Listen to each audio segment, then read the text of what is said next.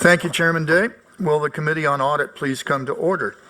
Today we have one request for public comment. Each speaker will have 3 minutes to address the board. As your name is called, please come to the microphone.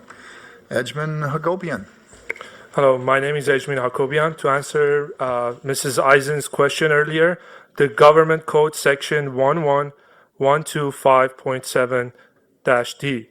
I have the right to criticize the actions of the board. And I'll continue on the government relations. But on this one, on the audit, so there are laws that the CSU should comply with, and one of them is the California Public Records Act. I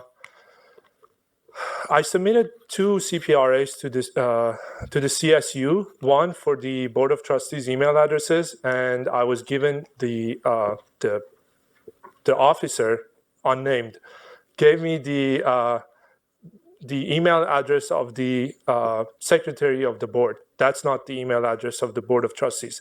There are legal consequences for not responding to those actions, and I feel like sometimes you guys don't understand that being here trying to educate you on this, you should be actually appreciative and take note. And if you were to do your job here, I wouldn't be here. Nor a student, I got a picture, nor a student that at the commencement ceremony right next to President Covino has a sign saying Covino should resign.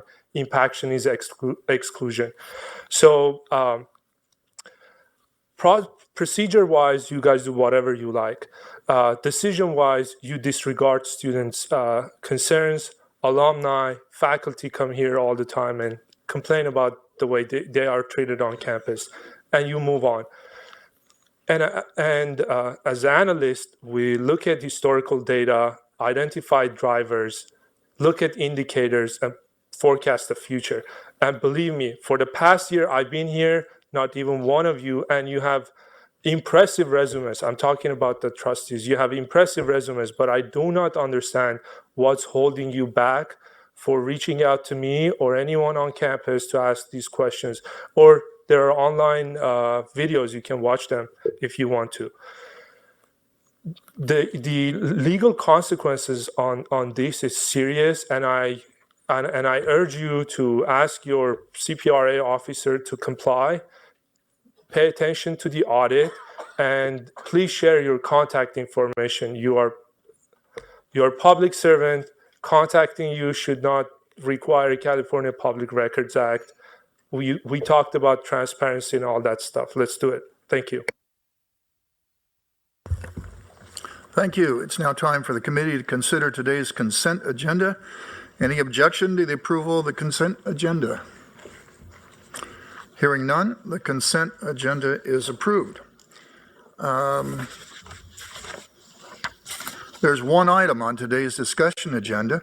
Item 4 of the discussion agenda is an action item regarding individual consequences for intentional fiscal improprieties at the CSU.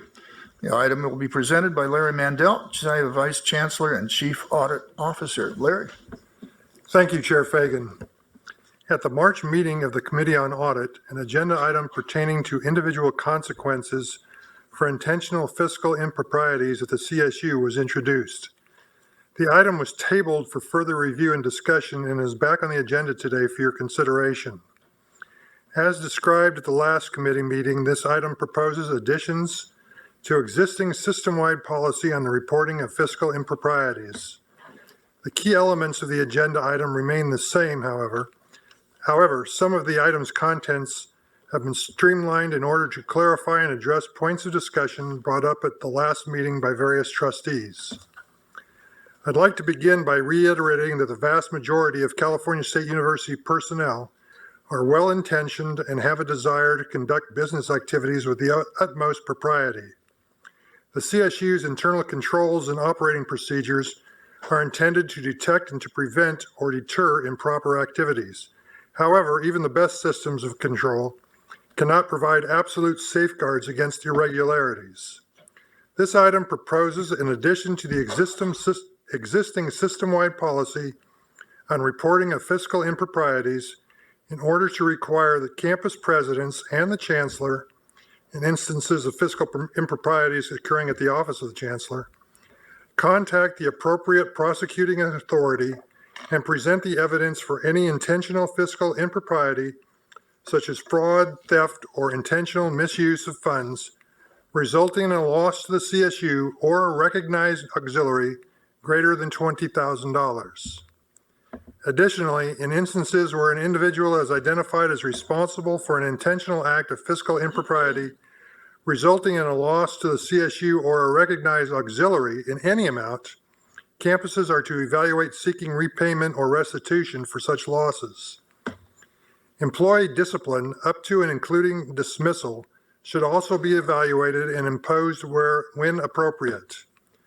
Lastly, the item seeks to strengthen the existing reporting process for fiscal improprieties through the addition of an annual certification process for campus presidents and the chancellor to confirm that all fiscal improprieties have been reported to the required parties as outlined in Executive Order 1104.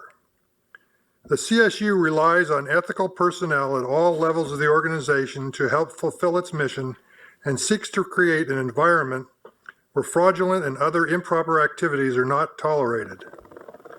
Existing reporting processes for fiscal improprieties under Executive Order 1104 have strengthened the control environment at the CSU, and the additional requirements discussed today can serve to further enhance the institution's efforts to set a strong tone related to compliance and ethical behavior. Trustee Fagan, this concludes my presentation. Thank you, Larry.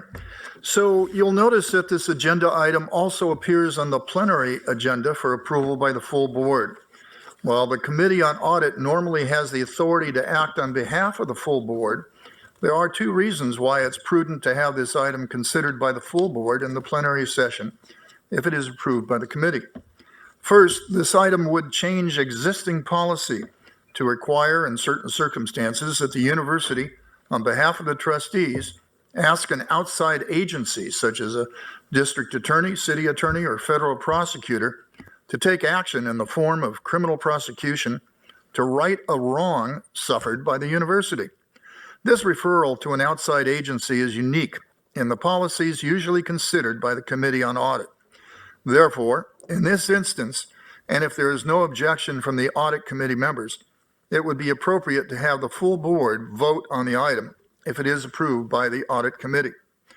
Second, having the full board consider and approve this policy change could potentially give greater weight to the referrals to the university that it makes to the prosecuting agencies, thus possibly improving the probability that prosecuting authorities will comply with the university request.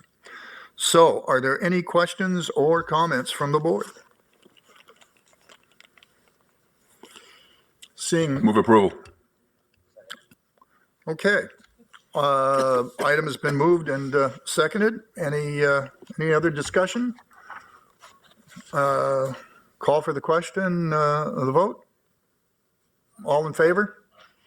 Any noes? No. With you, Adam, we have a quorum on this committee. Yeah. Ugo, was that a no? Yeah, I voted no. Oh, okay. So we got 3 yeses and 1 no. Item passes on the Audit Committee, and it'll go to the board tomorrow. And so I think that ends the Audit Committee report. Thank you, Chair Fagan.